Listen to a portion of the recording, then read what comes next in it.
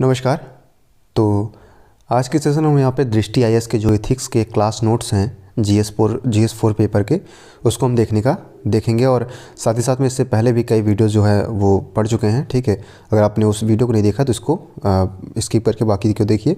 बाकी जो है आपको 70 वीडियो एथिक्स के मिल जाते हैं विकास सर के, आपको टेलीग्राम पर या फिर कहीं भी मिल जाएगा, या फिर मैं लिंक प्रोवाइड करा दूँगा कुछ दिनों में। बाकी हम यहाँ पर जहाँ से हमने एंड किया था क्लास को वहीं से हम यहाँ पर स्टार्ट करते हैं। तो राजनीति अभिवृत्ति क्या होती है, यानी पॉलिटिकल एटीट्यूड्स की बात हम यहाँ पे करते हैं। समझ विकसित करने के लिए यहाँ राजनीतिक दलों व व्यक्तियों का नामोल्लेख किया गया है। परीक्षा में नामों का उल्लेख करने से बचें। राजनीति किसी देश की दशा व दिशा तय करने में अत्यंत महत्वपूर्ण भूमिका निभाती है। राजनीति किस दिशा में जाएगी, देश का क्या शासन होगा, क्या कौन चलाएगा, इन प्रश्नों का निर्धारण जनता के मतों से होता है। अतः जनता राजनीति का निर्धारित तत्व है और वह राजनीति की दिशा को अपनी राजनीतिक अभिवृत्ति के आधार पर तय करती है। वहीं बात करें कि राजनीति के प्रति अभिवृत्ति कई रूपों में अभिव्यक्त होती है। सबसे पहले तो संपूर्ण राजनीति के प्रति एक सामूहिक अभिवृत्ति है जो प्रायः नकारात्मक है। यह प्रवृत्ति विशेष रूप से मध्य वर्ग में व्याप्त है और राजनीतिक शरीफों के लिए नहीं है। यहाँ पर लिखा गया है कि राजनीति शरीफों के लिए नहीं है, सिर्फ धनी ही राजनेता बन सकते हैं। राजनीति तो काजल की कोठरी है जैसे वाक्यों में अभिव्यक्त होती है।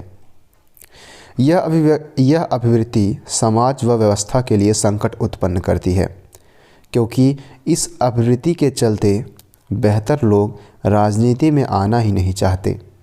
इस अभिवृत्ति को हाल के वर्षों में सबसे बड़े जन आंदोलन अन्ना आंदोलन में भी देखा जा सकता है, जिसमें राजनीति में भाग लेने के मुद्दे पर फूट पड़ गई।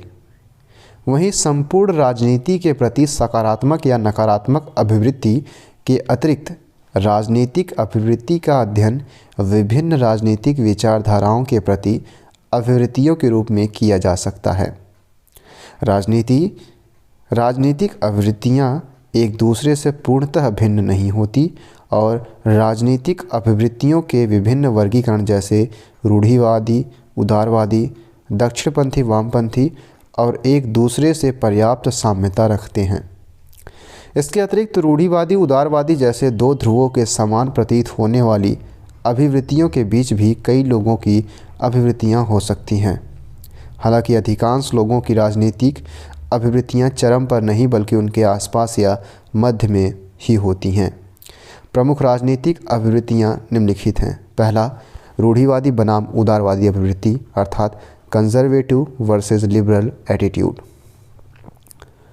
रूढ़िवादी परंपराओं के समर्थक होते हैं, पर परिवर्तन में उनकी कोई रुचि नहीं होती है और ये यथास्थितिवाद के समर्थक होते हैं।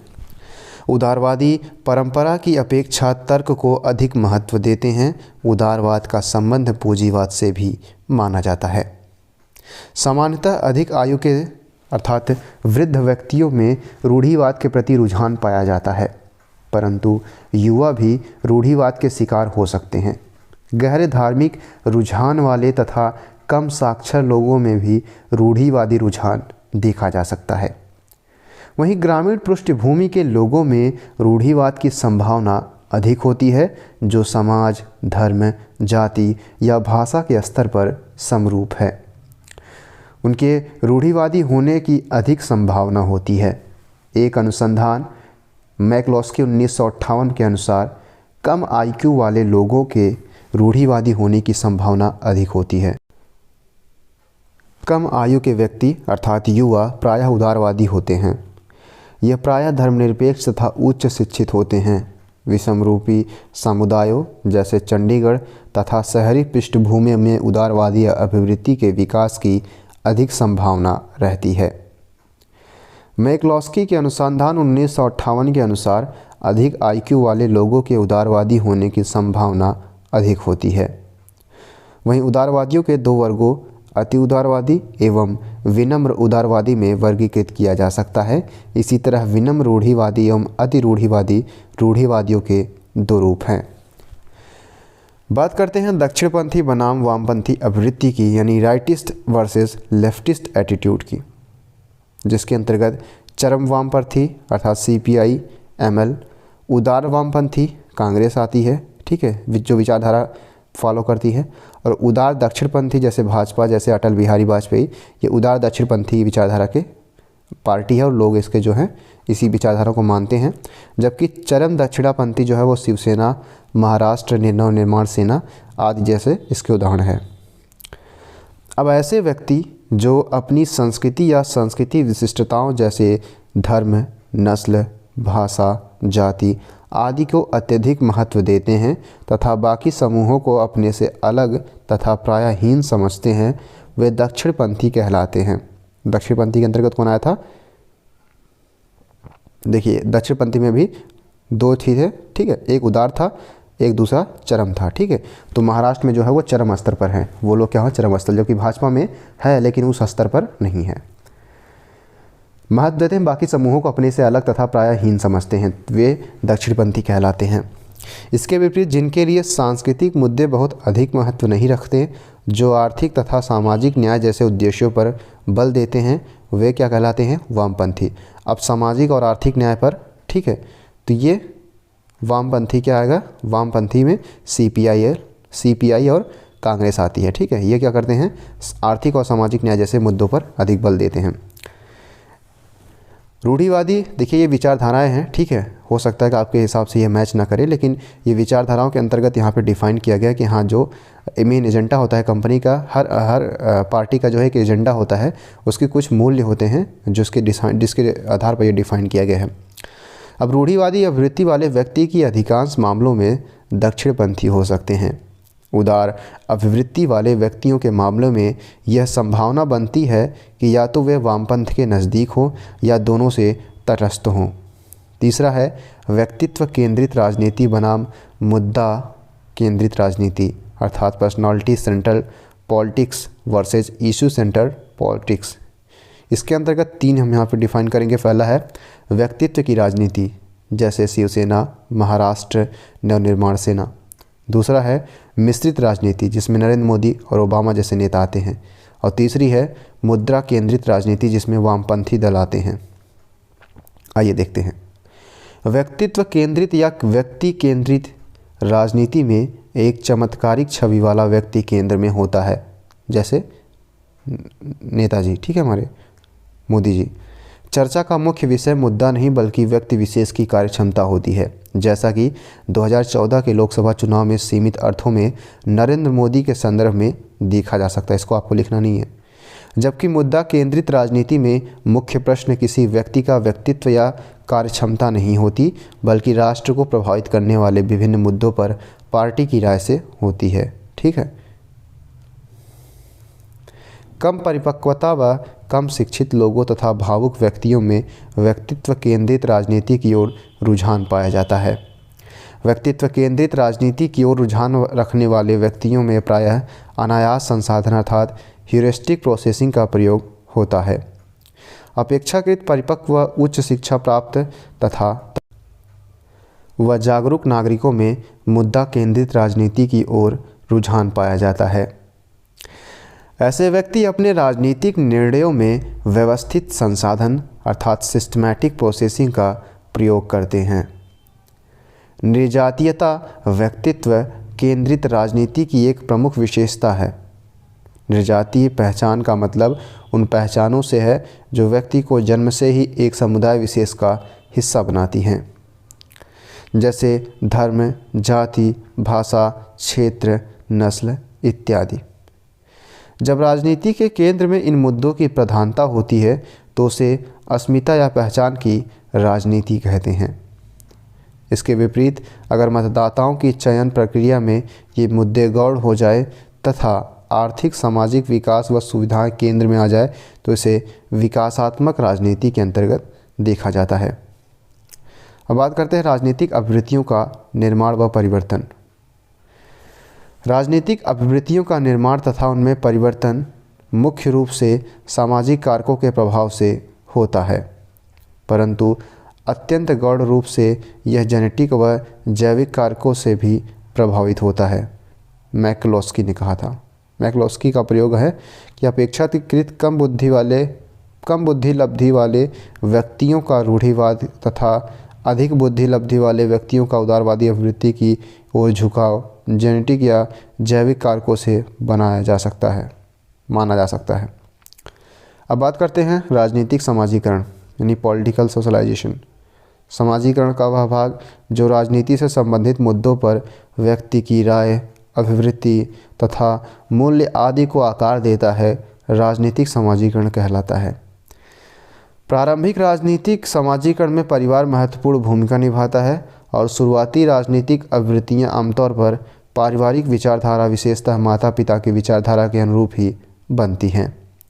वहीं भारतीय समाज में विशेष रूप से ग्रामीण परिवेश में पत्नियों की राजनीतिक अभिवृत्ति को पति प्रभावित करते हैं, क्योंकि परंपरागत भारतीय सामाजिक संरचना में पति अत्यधिक शक्तिशाली होता है और महिलाओं को प्रायः राजनीतिक रुचियां विकसित करने का अवसर ही नहीं मिलता।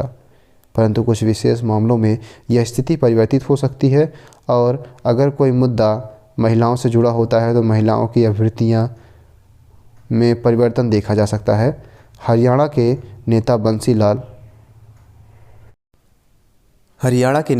बंसी लाल राज्य विधानसभा चुनाव में शराबबंदी का मुद्दा उठाकर महिलाओं को अपने साथ जोड़ने में सफल रहे थे और नवगठित हरियाणा विकास पार्टी सत्ता में आ गई थी। शहरी क्षेत्रों की अपेक्षा ग्रामीण क्षेत्रों में और औद्योगिक क्षेत्रों की अपेक्षा कृषि से जुड़े क्षेत्रों में पड़ोसियों, मित्रों और सामाजिक दबावों की भूमिका अधिक होती है, क्योंकि यहाँ समाज का जीवन पर दबाव अधिक नियंत्रण होता है। असुरक्षित समूह जैसे अल्पसंख्यक व अन्य वंचित समूहों में एक जैसी राजनीतिक अभिवृत्तियों के विकास की संभावना होती है। शिक्षा व्यवस्था राजनीतिक अभिवृत्तियों को प्रभावित करने वाला एक अन्य प्रमुख कारक है।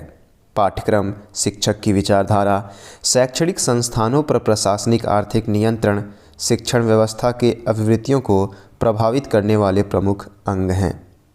वहीं आधुनिक युग में मीडिया की भूमिका राजनीतिक अभिवृत्तियों के निर्माण में अत्यधिक महत्वपूर्ण हो गई है। टेलीविज़न, रेडियो, अखबार आदि के माध्यम से लोगों की राजनीतिक अभिवृत्ति को बदलने का प्रयास किया जाता है। मीडिया का नया आयाम सोशल मीडिया भी इस क्षेत्र में अहम भूमिका निभा रहा है। फेसबुक व ट्विटर जैसे माध्यमों से प्रत्यक्ष संपर्क को बढ़ावा दिया जाता है।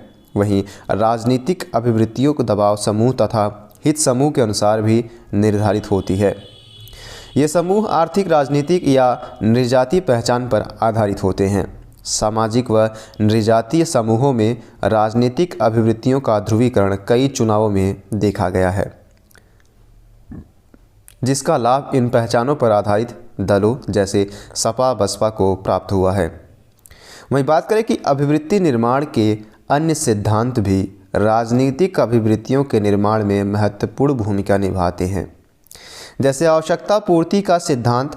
यदि कोई राजनीतिक दल या नेता किसी व्यक्ति या समूह की समस्याओं के समाधान में सहायक होता है तो उसके प्रति अनुकूल अभिवृत्ति विकसित हो जाती है। वहीं राजनीति के क्षेत्र में प्रायः पुरानी सरकार के विरुद्ध एक स्वाभाविक अभिवृत्ति काम करती है, जिसे सत्ता विरोधी अभिवृत्ति कहते हैं। इसकी मूल वजह लोगों की अपेक्षाओं का सरकारी प्रयासों की तुलना में अधिक होना है। अभी हम बात करते हैं सिविल सेवा के लिए अभिरुचि तथा बुनियादी मूल्य। ये हमारा अगला टॉपिक होगा, ठीक है। सिलेबस से आप मैच कर लीजिएगा। Aptitude and foundational values for the civil services. तो देखिए अभिरुचि क्या है। तो अभी तक हमने एटीट्यूड पढ़ा था, यानी अभिवृत्ति पढ़ा था। अब हम पढ़ेंगे एप्टीट्यूड अर्थात अभिरुचि। अभिरुचि किसी व्यक्ति की विशेषताओं का ऐसा संयोजन है जो बताता है कि अगर उसे उचित वातावरण तथा प्रशिक्षण दिया जाए तो वह किसी क्षेत्र में विशेष में सफल होने के लिए आवश्यक योग्यता तथा दक्षताओं को सीखने की कितनी क्षमता रखता है, ठीक है। अभिवृत्ति मतलब क्या होता है कि किसी चीज़ में जो आपको कहते हैं पैशन मैं फॉलो कर रहा हूँ, तो पैशन मतलब वही होता है अभिवृत्ति, जिसमें आपकी रुचि हो, ठीक है। यह किसी क्षेत्र विशेष से संबंधित कौशल को सीखने की अथवा ज्ञानार्जन की जन्मजात अथवा अर्जित क्षमता है। आमतौर पर अभिरुचियाँ जन्मजात होती हैं, लेकिन वे अर्जित भी हो सकती हैं। अभिरुचि बुद्धिमत्ता अर्थात इंटेलिजेंस, ज्ञान अर्थात नॉलेज, समझ अर्थात अंडरस्टैंडिंग, रुचि अर्थात इंटरेस्ट व कौशल अर्थात स्किल से भिन्न है। अभिरुचि जो है वो बुद्धिमत्ता, ज्ञान, समझ और रुचि व कौशल से भिन्न है। अब बात करते हैं अभिरुचि व बुद्धिमत्ता में क्या अंतर है, यानी एप्टीट्यूड और इंटेलिजेंस में। ये दोनों अवधारणाएं काफ़ी नज़दीक हैं और इनमें अंतर करना असंभव भले ही ना हो, परंतु कठिन अवश्य है। सामान्यतः बुद्धिमत्ता के अंतर्गत हम व्यक्ति की सामान्य बौद्धिक क्षमताओं को मापते हैं और उसे एक सामान्य बुद्धि लब्धि प्राप्तांक दे सकते हैं, जबकि अभिरुचि का संबंध एक क्षेत्र विशेष से होता है। बुद्धिमत्ता की अवधारणा बहुआयामी बुद्धिमत्ता की अवधारणा को छोड़कर के अंतर्गत इसे सभी मानसिक योग्यताओं का एकमात्र मापदंड माना जाता है, जबकि अभिरुचि के अंतर्गत यह माना जाता है कि किसी व्यक्ति में एक दूसरे से स्वतंत्र कई योग्यताएं और विशेषताएं हो सकती है। संभव है कि सामान्य बुद्धिमत्ता का ऊंचा स्तर होने के बाद भी किसी क्षेत्र विशेष के अभिरुचि परीक्षण में कोई व्यक्ति अच्छा निष्पादन न कर सके। जिन क्षेत्रों में सफलता के लिए ऊंची तार्किक क्षमताओं की आवश्यकता होती है, उनमें बुद्धिमत्ता तथा अभिरुचि में ऊंचा सहसंबंध मिलना स्वाभाविक है। उदाहरण के लिए, वैज्ञानिक, गणितज्ञ तथा दार्शनिक बनने के लिए अगर किसी की अभिरुचि अधिक है तो इसकी पूर्व शर्त है कि उसमें बुद्धिमत्ता का ऊंचा स्तर होना ही चाहिए या फिर होगा ही। ठीक है, क्योंकि गणितज्ञ तभी आप बनेंगे जब आपकी जो तार्किक क्षमता है वो काफ़ी ऊंची हो। वैज्ञानिक या फिर बात करें गणितज्ञ या फिर दार्शनिक, आप तभी सोचेंगे जब आपका जो है IQ लेवल यानी बुद्धिमत्ता जो है यानी इंटेलिजेंस जो है वो काफ़ी ऊंचे स्तर पर हो, तभी आप इस क्षेत्र में जाएंगे, अदरवाइज आप दूसरा क्षेत्र चुन लेंगे। जिन क्षेत्रों में सफलता बौद्धिक क्षमता पर कम व अन्य क्षमताओं जैसे सृजनात्मकता इत्यादि पर अधिक निर्भर करती है, उनमें ऊंची अभिरुचि का अनिवार्य अर्थ यह नहीं है कि व्यक्ति की बुद्धिमत्ता का स्तर भी उतना ही ऊंचा होगा। अनुसंधानों से ज्ञात हुआ है कि एक न्यूनतम स्तर तक बुद्धिमत्ता और सृजनात्मकता में संबंध बना रहता है, किंतु उसके बाद इसका होना आवश्यक नहीं है। इसका अर्थ है कि अगर IQ स्तर कम है तो रचनात्मकता का स्तर भी कम होगा। वहीं रचनात्मकता के ऊंचे स्तर का होने के लिए IQ का पर्याप्त होना आवश्यक है। रचनात्मकता के अत्यधिक ऊंचे स्तर को IQ के ऊंचे स्तर से संबंधित नहीं किया जा सकता। रचनात्मकता का स्तर अत्यधिक होने पर IQ का स्तर अत्यधिक भी हो सकता है और सामान्य भी हो सकता है। ठीक, यानी हाँ ये ज़रूरी, हाँ ये कई मामलों में ये तो होता है कि जब रचनात्मकता अपने आपके अंदर क्रिएटिविटी है तो आपका अंदर जो है IQ का जो लेवल है वो अधिकतर जो है अधिक पर मामले में ऊंचा ही रहता है। लेकिन ये नेसेसरी नहीं है, ज़रूरी नहीं है कि अगर आपका IQ स्तर ऊंचा है तो आपका जो बुद्धिमत्ता यानी इंटेलिजेंस भी ऊंची होगी, वो सामान्य भी हो सकती है। अभिरुचि व रुचि की बात करते हैं, यानी एप्टीट्यूड एंड इंटरेस्ट की बात करते हैं। रुचि का अर्थ है कि विकल्पों की उपस्थिति में व्यक्ति किस प्रकार के विकल्पों का चयन करना चाहता है। उदाहरण के लिए, अगर पढ़ने, खेलने व सोने के विकल्पों में कोई खेलने को चुनता है तो खेलना उसकी रुचि है। रुचि से यह तय नहीं होता कि उस कार्य विशेष में व्यक्ति के निष्पादन का स्तर क्या होगा। अभिरुचि और रुचि में निम्नलिखित संबंध हो सकते हैं जिनको यहाँ पे हम समझ सकते हैं। पहला, किसी व्यक्ति में किसी क्षेत्र के प्रति अभिरुचि का स्तर अधिक हो पर रुचि बिल्कुल न हो। जैसे किसी व्यक्ति में शतरंज खेलने के लिए आवश्यक ऊंची तार्किक क्षमता है किंतु उसे शतरंज खेलना बिल्कुल पसंद नहीं है, इस व्यक्ति की सफलता संदिग्ध होगी।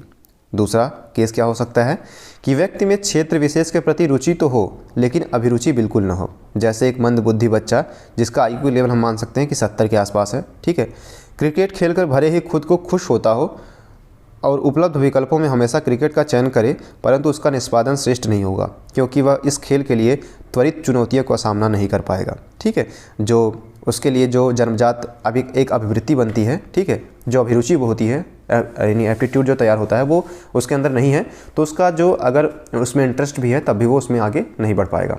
मान लीजिए विराट कोहली, एक तरीके से आप समझ लीजिए कि विराट कोहली की जो एक तरीके से कहा जाता है कि अभिरुचि जो है वो जन्मजात होकर पैदा होती है। हाँ, अगर उसको हम कुछ मामलों में कहते हैं कि अगर हम अभिरुचियाँ जो है वो सीखी भी जाती हैं बाद में, लेकिन बहुत कुछ मात्रा में। जो स्टार्टिंग अभी हम आगे पढ़ेंगे, अगर विराट कोहली मान लीजिए कि बचपन से इनको किसी और क्षेत्र में जाने के लिए कहा जाता तो हो सकता है कि उसमें इनका निष्पादन अच्छा नहीं होता क्योंकि जन्मजात ये क्रिकेट लिए। अब इनकी अभिरुचि भी थी, ठीक है, साथ ही साथ में इनका जो है रुचि भी उसी में थी, तो इनका जो है स्तर जो है निष्पादन जो है वो बहुत ऊंचा होगा।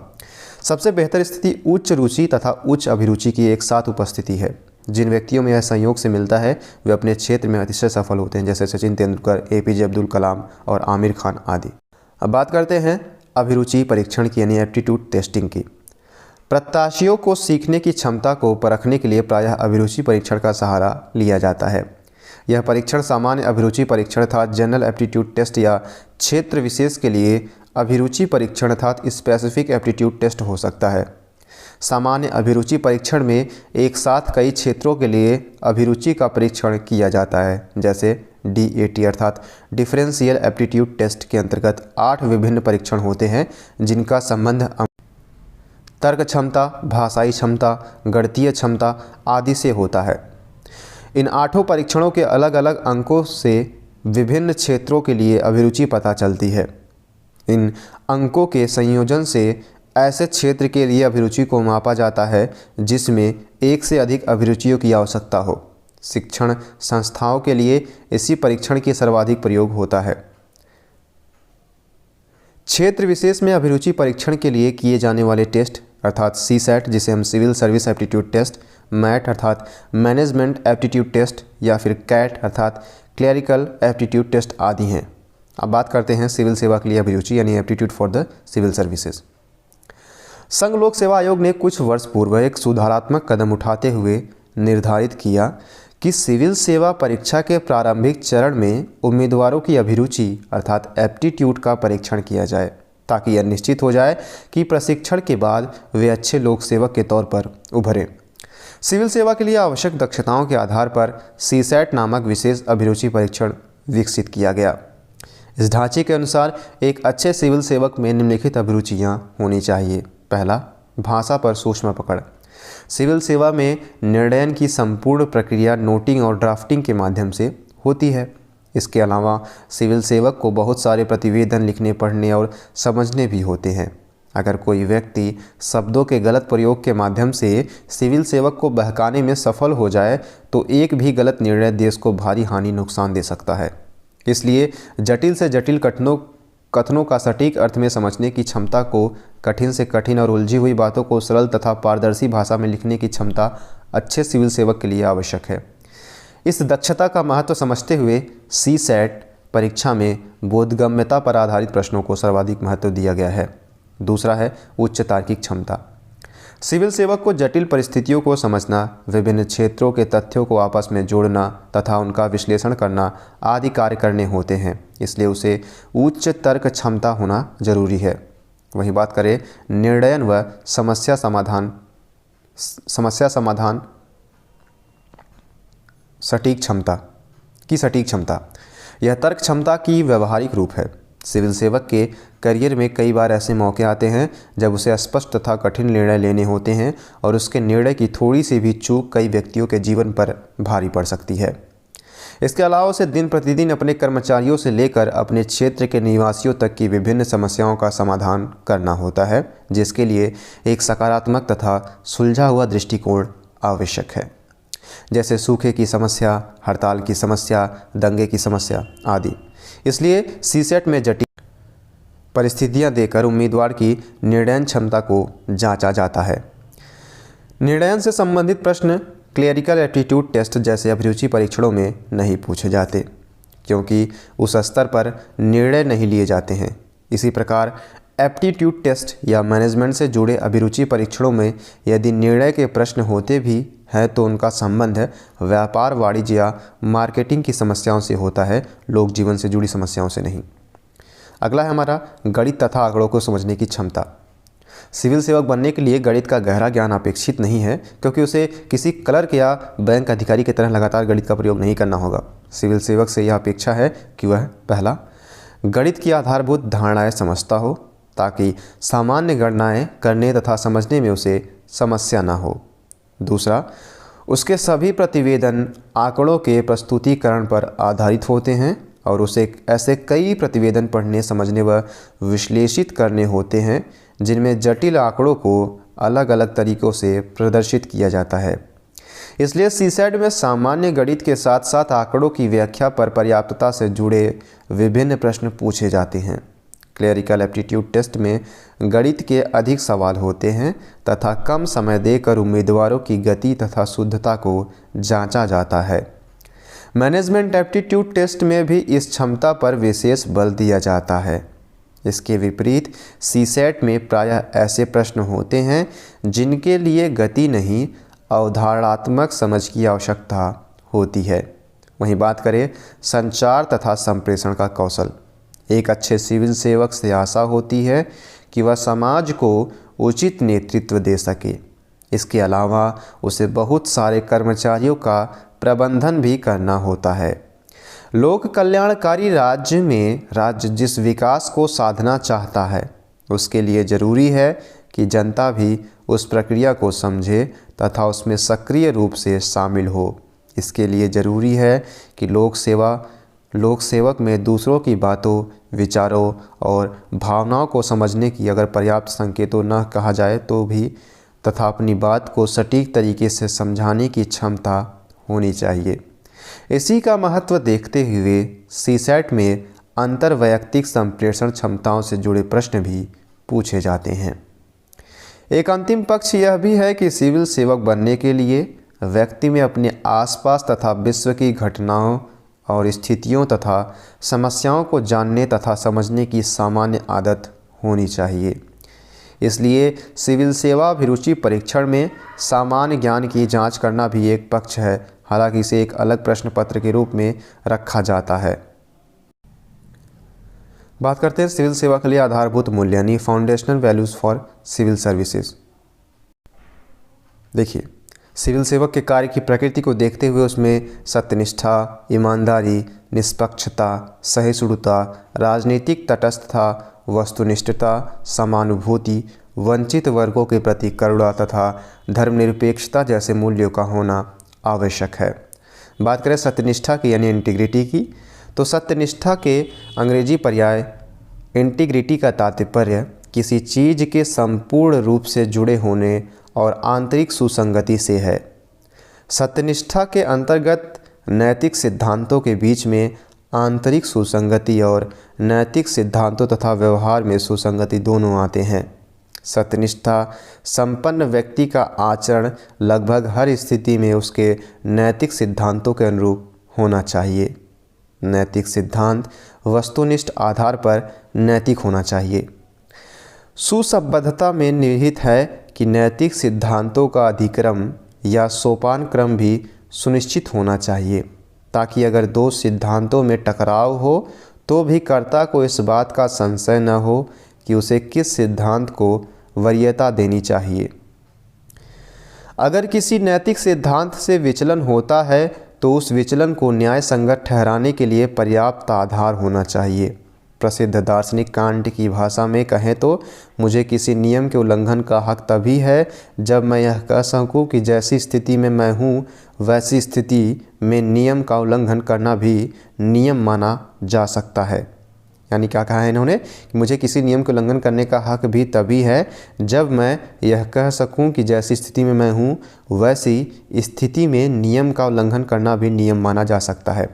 यानी आपको जो है क्रॉस क्वेश्चन जो है उसके या एक तरीके से कहा है कि आप किसी व्यवस्था को अगर खारिज कर रहे हैं तो कोई ठोस आधार होना चाहिए कि खारिज करने का, ठीक है। ठोस आधार, ठोस तर्क आपके पास होने चाहिए, तभी आप उसको खारिज कर सकते हैं। और कांट की भाषा में यही है कि अगर आप किसी ऐसी व्यवस्था में हैं जिसमें क्या कहा गया है कि ऐसी की व्यवस्था में है जिसकी स्थिति में बताया गया है कि जिसके नियम का उल्लंघन करना भी एक नियम माना जा सकता है, उसे मैं उल्लंघन कर दूंगा, ठीक है। यहाँ पर ये बताया गया है।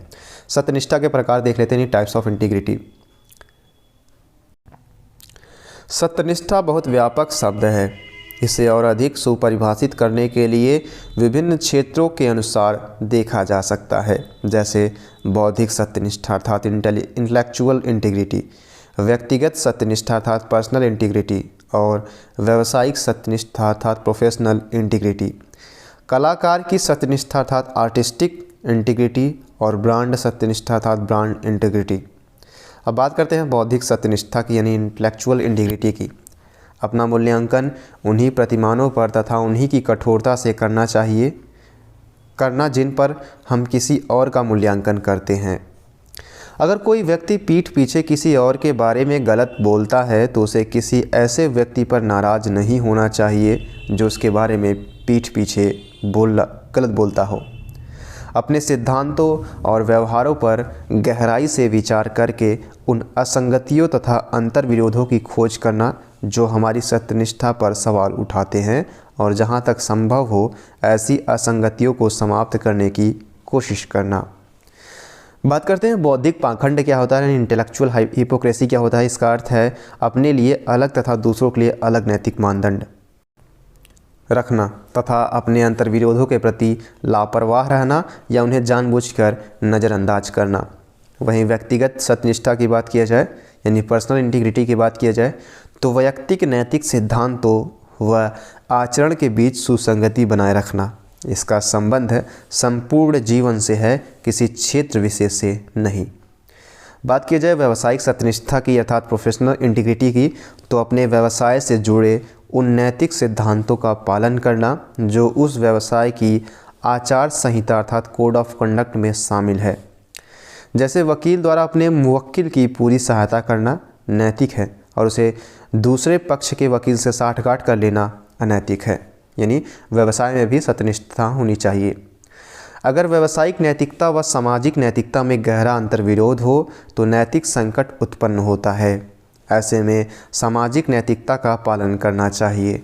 यदि अस्पताल चिकित्सक से अनावश्यक तौर पर किसी मरीज की सर्जरी करने को कहे तो उसे आचरण संहिता अर्थात कोड ऑफ कंडक्ट के इस नियम का पालन नहीं करना चाहिए कि कनिष्ठ चिकित्सक वरिष्ठ चिकित्सक के निर्देशों का पालन करेंगे। बात करते हैं व्यक्तिगत जीवन में सत्यनिष्ठा के लाभ क्या, यानी benefit of integrity in personal life. पहला, इससे जो होता है व्यक्ति की विश्वसनीयता बढ़ती है, साथ साथ में विश्वसनीयता बढ़ने से बाजार, राजनीति या प्रशासन में उसकी सफलता की संभावना भी बढ़ती है। दूसरा, सम्मान बढ़ने से उसे आत्मसंतोष प्राप्त होता है और इससे निष्पादन और बेहतर होता है। तीसरा, अगर ऐसे व्यक्ति से कोई गलती हो भी जाती है तो या तो उसे अपवाद समझा जाता है या ये माना जाता है कि उसका इरादा गलत नहीं रहा होगा। अब हम बात करते हैं प्रशासन में लाभ क्या है, यानी बेनिफिट इन एडमिनिस्ट्रेशन क्या है। कर्मचारियों और वरिष्ठ अधिकारियों का विश्वास प्राप्त हो जाता है, जनता का विश्वास भी प्राप्त हो जाता है, और अगर जनता को अधिकारों पर विश्वास हो तो सामाजिक परिवर्तन तथा अन्य मामलों में उसका सक्रिय सहयोग मिलता है। बात करें कल्याणकारी राज्य में सत्यनिष्ठा रखने वाले लोक सेवकों की उपस्थिति से इस बात की गारंटी होती है कि राज्य जिन वर्गों को लाभान्वित करना चाहता है वे लाभ सचमुच उन्हें प्राप्त होंगे। बात करते हैं सत्यनिष्ठा के उदाहरण की, यानी एग्जाम्पल ऑफ इंटीग्रिटी की। देखिए, मतदाताओं या उपभोक्ताओं या नागरिकों के सामने कोई झूठा दावा न करना। दूसरा, सफलता में उतना ही श्रेय लेना जितना योगदान वास्तव में उस व्यक्ति का है। अधिक श्रेय मिल रहा हो तो उसे विनम्रता से अस्वीकार कर देना। तीसरा, विफलता की स्थिति में आगे बढ़कर उसकी जिम्मेदारियों को स्वीकार करना, चाहे उसमें उसके अधीनस्थ की भूमिका प्रमुख रही हो। बात करते हैं चौथा, व्यक्तिगत लाभ के लिए झूठ बोलने, दूसरों की बुराई या तारीफ करने जैसी प्रवृत्तियों से बचना, जैसे 12 साल के ऊपर के बच्चों की पूरी टिकट लेना। ठीक है, अक्सर जो है माताएं जो है इस मामले में झूठ बोल देती हैं कि अभी तो 6 साल का ही है। अब अपनी प्रतिबद्धताओं और वायदों को निश्चित समय पर पूरा करना चाहिए, उसके लिए कितना भी त्याग करना पड़े। छठवां, किसी व्यक्ति से उतनी ही अपेक्षा करना चाहिए जितना आप स्वयं उसके लिए करते हैं। सातवां, किसी ऐसे उत्पाद का विज्ञापन या समर्थन न करना चाहिए जिससे आप स्वयं सचमुच संतुष्ट न हो और समाज के लिए अच्छा न मानते हो। बात करते हैं समानुभूति या परानुभूति की, यानी एम्पैथी। समानुभूति की निश्चित परिभाषा देना संभव नहीं है क्योंकि विभिन्न मनोवैज्ञानिकों ने इसे अलग अलग स्तर पर परिभाषित किया है। इसकी एक सामान्य परिभाषा यह हो सकती है कि किसी व्यक्ति में किसी अन्य व्यक्ति, अन्य प्राणी या किसी काल्पनिक चरित्र की मनस्थितियों को सटीक रूप में समझने की क्षमता समानुभूति कहलाती है। ठीक है, अन्य व्यक्ति अन्य प्राणी की जो है काल्पनिक चरित्र की मनस्थिति जब हम आप सटीक रूप से समझ लेते हैं तो उसे क्या कहते हैं, उस क्षमता को समानुभूति कहते हैं।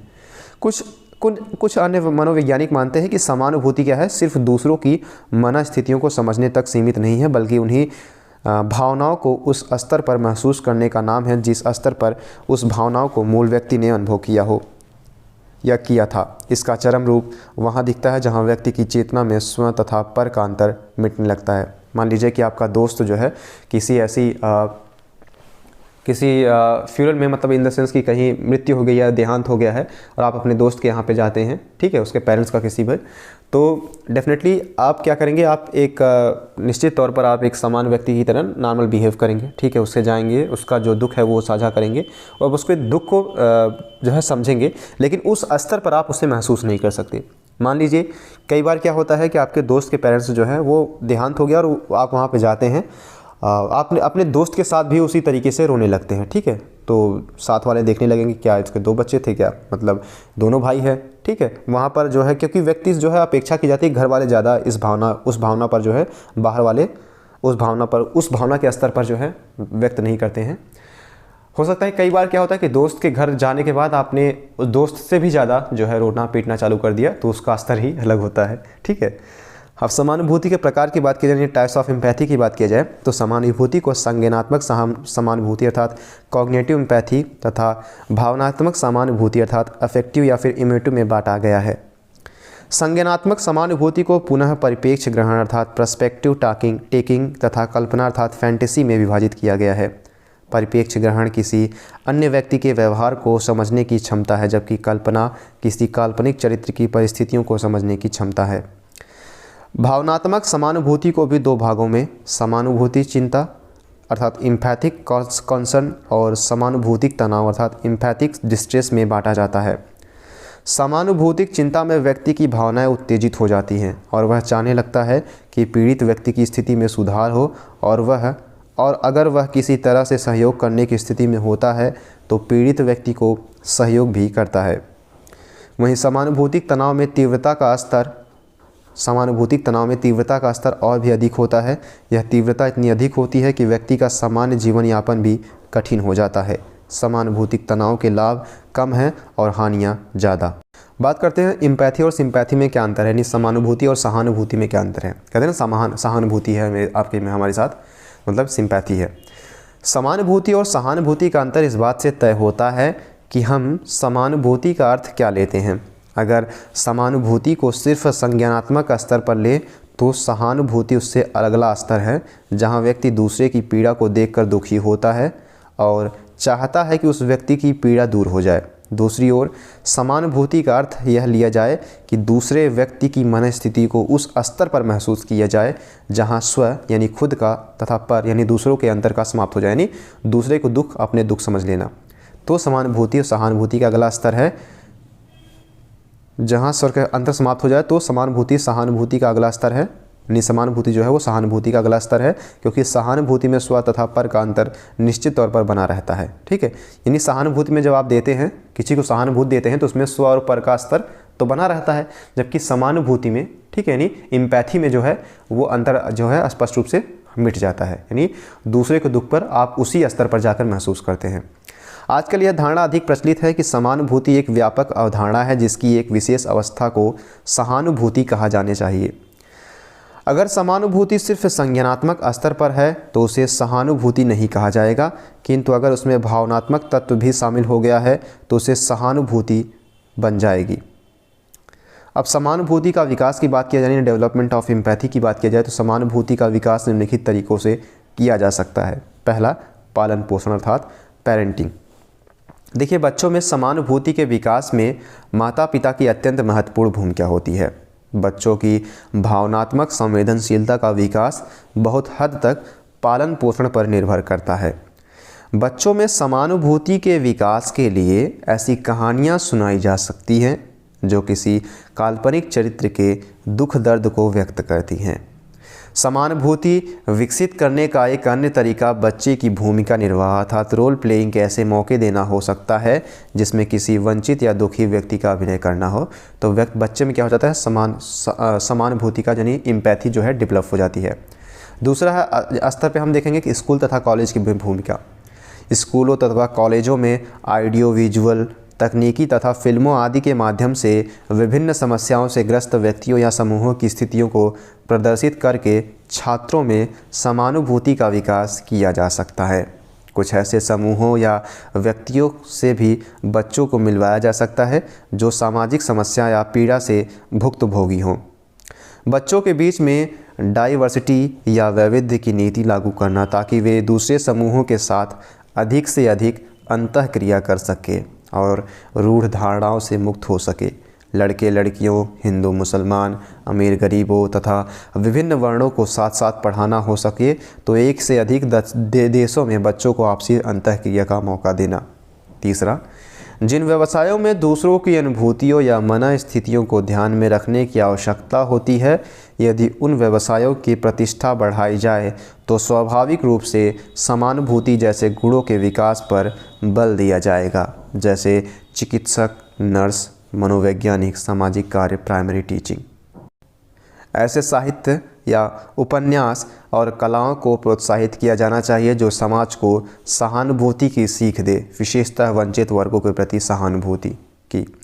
कुछ शोध परिणाम की बात की जाए, सम रिसर्च फाइंडिंग की बात किया जाए तो समानुभूति पर किए गए एक शोध से निम्नलिखित निष्कर्ष प्राप्त हुए हैं। पहला, 2 साल की उम्र से पहले समानुभूति का विकास नहीं होता।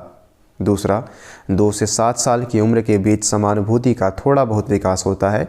कितना विकास होगा यह पारिवारिक माहौल तथा सामाजिक अंतःक्रियाओं से तय होगा।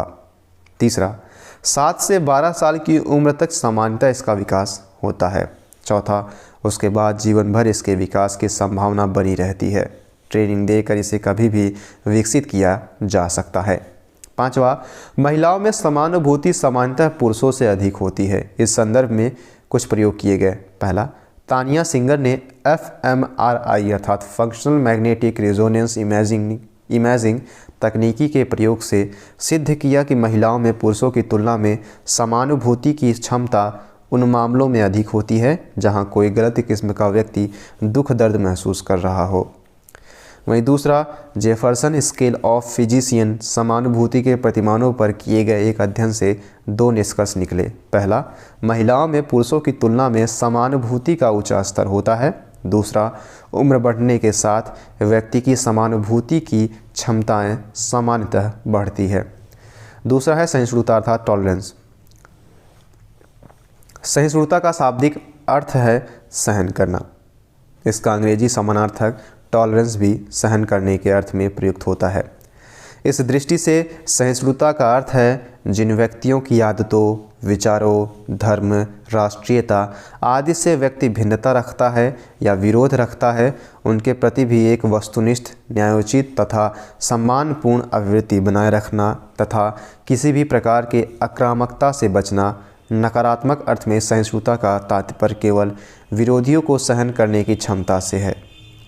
वर्तमान में इसका सकारात्मक अर्थ प्रयोग में आता है, जिसका आशय है अपने विरोधियों के विचारों का सम्मान करना, उन्हें सुनने समझने की ताकत रखना और यदि उनका पक्ष तार्किक या सही है तो उसे स्वीकार करना। मध्यकाल तक धार्मिक संघर्ष केंद्र में थे, अतः धार्मिक सहिष्णुता की धारणा से जुड़ी चर्चा भी केंद्र में थी। अशोक व अकबर जैसे शासक अपनी धार्मिक सहिष्णुता के कारण ही महानता की कोटि में शामिल हो सके।